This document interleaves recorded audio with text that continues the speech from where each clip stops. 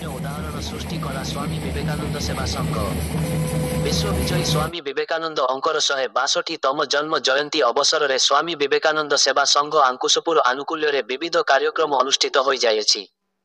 ପ୍ରଥମେ ଜାନୁଆରୀ 12 ତାରିଖ ଜାତୀୟ ଯୁବ ଦିବସ ପରିପ୍ରେକ୍ଷୀରେ ପ୍ରାତଃ ସମୟରେ ଶତାଧିକ ଛାତ୍ରଛାତ୍ରୀଙ୍କୁ ନେଇ ସଂଘ ତରଫରୁ ଏକ ବିବେକାନନ୍ଦ ଜ୍ୟୋତି ପରିକ୍ରମା ଯାତ୍ରା ଆୟୋଜନ କରାଯାଇଥିଲା। ଏହି କାର୍ଯ୍ୟକ୍ରମକୁ ସଦର ଉପଖଣ୍ଡ ଆରକ୍ଷୀ ଅଧିକାରୀ ଶୁଭ୍ରାଂଶୁ ଶେଖର ପରିଡ଼ା, ସଦର ଥାନାଧିକାରୀ ରାମ ସୁବ୍ରମଣ୍ୟମ ପ୍ରଧାନ, କଳିଙ୍ଗ ଟିଭି ଦକ୍ଷିଣ ଓଡ଼ିଶା ପ୍ରମୁଖ ପ୍ରକାଶ ପଟ୍ଟନାୟକ, କବିରାଜ ଅନନ୍ତ ତ୍ରିପାଠୀ ଶର୍ମା ଆୟୁର୍ବେଦ ମହାବିଦ୍ୟାଳୟର ଶଲ୍ୟ ବିଭାଗ ପ୍ରମୁଖ ପ୍ରଫେସର ଚିନ୍ମୟ ଭବାନୀ ପ୍ରସାଦ, ଏନଏସଏସ ବିଭାଗର ପ୍ରମୁଖ ଡାକ୍ତର ସ୍ୱପ୍ନା ସ୍ୱୟଂପ୍ରଭା, ବିଶିଷ୍ଟ ସମାଜସେବୀ ରାମ ପ୍ରସାଦ ସାମଲ, ଅନୁଷ୍ଠାନର ଉପଦେଷ୍ଟା ବରିଷ୍ଠ ଶିକ୍ଷାବିତ୍ ବି ଦିଲ୍ଲୀପ ରାଓ, ଡାକ୍ତର ବିମଳ କୁମାର ପଣ୍ଡା ତଥା ଅଞ୍ଚଳର ଅନେକ ବୁଦ୍ଧିଜୀବୀ ବରେଣ୍ୟ ବ୍ୟକ୍ତିବିଶେଷ ଅଙ୍କ ଉପସ୍ଥିତିରେ ବିଶାଳ ବିବେକାନନ୍ଦ ଜ୍ୟୋତି ପରିକ୍ରମା ଶୁଭାରମ୍ଭ ହୋଇଥିଲା। ପୁନଃ ସନ୍ଧ୍ୟାରେ ଆଙ୍କୁଶପୁର ଆୟୁର୍ବେଦ କଲେଜ ପଡ଼ିଆଠାରେ ମୁକ୍ତ ମଣ୍ଡପ ଉପରେ ଏକ ବର୍ଣ୍ଣାଢ୍ୟ ସାଂସ୍କୃତିକ କାର୍ଯ୍ୟକ୍ରମ ସହିତ ପୁରସ୍କାର ବିତରଣ ଉତ୍ସବ ଅନୁଷ୍ଠିତ ହୋଇଥିଲା।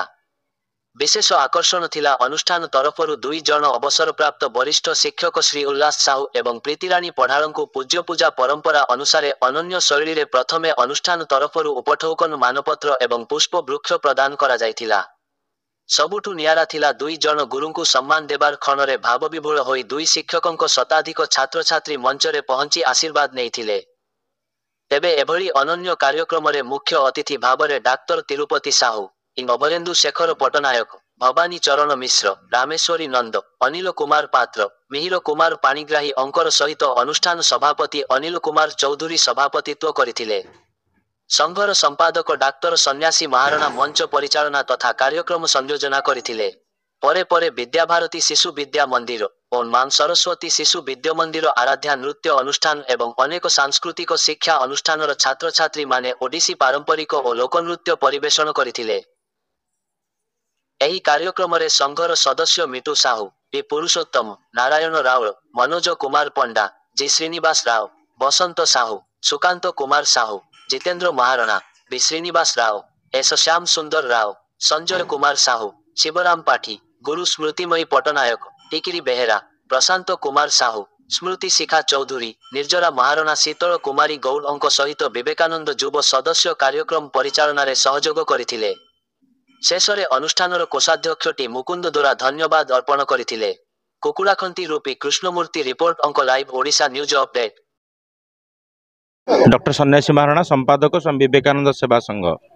आज स्वामी विवेकानंद 162तम जन्म जयंती तेज से परिप्रेक्षी में जातीय युव दिवस परिप्रेक्षी में आम अनुष्ठान स्वामी विवेकानंद सेवा संघ तरफ एक सामूहिक भाव में सांस्कृतिक और पुरस्कार वितरण उत्सव ता सहित पूज्य पूजा कार्यक्रम अनुष्ठित होता जो आम आम अंचल 3 जन व्यक्ति विशेष को सम्मानित करूँ ता सहित सका एक मशाल यात्रा होता जो 300 रु अधिका छात्र छात्री भाग नहीं विभिन्न अतिथिगण उपस्थित थे। वर्तमान आमर 5 तारिख दिन जो कंपिटिशन तार पुरस्कार वितरण उत्सव हम यह पर सांस्कृतिक कार्यक्रम अच्छी एवं कार्यक्रम को संबर्धना पर्व आज सांग करूँ।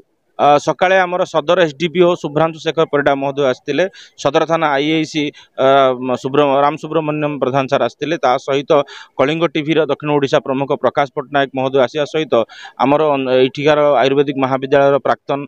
कर्मचारी डॉक्टर विमल कुमार पंडा महोदय उपस्थित थे, बी दिलीप राव महोदय उपस्थित थे। बहुत मान्यगण्य गाँव अनेक व्यक्ति उपस्थित रहा सहित आज स्वामीजी जयंती दिन सारा सूर्य उदय रात्रि पर्यंत बन्नाट्य ढंग करने कार्यक्रम निष्पत्ति नहीं एवं ए कार्यक्रम अध्यापक professor doctor Vimal Kumar Panda retired deputy superintendent KTS Ayurvedic college and hospital एवं मो स्वामी विवेकानंद युव संघर उपदेष्टा आपंकर आज ये जो कार्यक्रम चली ये बहुत जोगांतरूपी एवं विशेषकर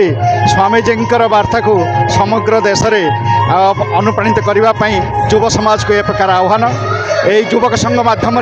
विभिन्न जो कार्यक्रम आरंभ होती ये अंचल नूतन भाव एवं युवपीढ़ी को आह्वान देवाई छोट छोट शिशु मानक निज कर्तव्य पथ आगेवाई एक प्रचेषा तेणु ये अनुष्ठान जो कार्यक्रम होती निश्चित भाव में आम स्वागत जनइबा एवं ए अंचल युव समाज को ये गोटे हूँ जुगान्तकारी प्रदर्शन तेणु यही कार्यक्रम माध्यम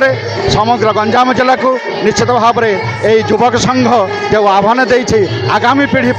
ये निश्चित भाव में एक जुगांत रूपी निश्चित रहो एवं यार उत्तरोत्तर मु कामना कर मो ना अनिल कुमार चौधरी सभापति विवेकानंद सेवा संघ। आज कार्यक्रम आमर विवेकानंद जयंती अवसर में ये जो कार्यक्रम कराई आम भावुँ आमर जो आमर ग्रामांचल जो स्कूल पिला माने कि गामर जो महिला माने जो माने कि बाहर को बाहरी पारना कि प्रतिभा को से माने बाहर प्रकाशित कर पारना प्लाटफर्म मिलनी आम तरफ आम चिंता करचु से जिनस लोकलोचन को आसू आ मंच उपर आसिक किसी गोटे परफॉर्म करके मन खुशी हुआ।